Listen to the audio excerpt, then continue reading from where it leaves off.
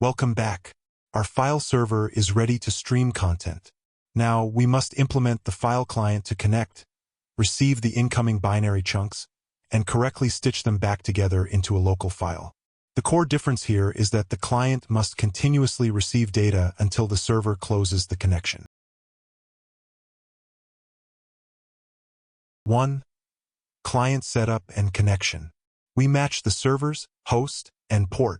We define the output_file name, which is where the received data will be saved.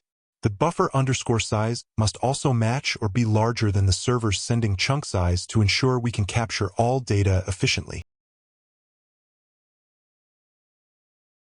2. Receiving and saving the file. After connecting, we open our local file in the critical binary write mode, WB. We enter a while true loop. In each loop, s.recv parenthesis attempts to read up to buffer_size bytes.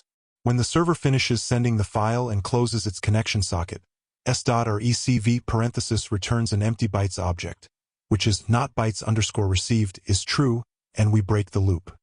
For every chunk received, we use file.write parenthesis to append the raw binary data to our output file.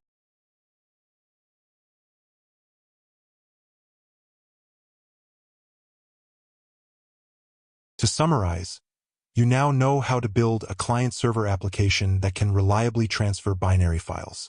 This is the foundation of many powerful tools.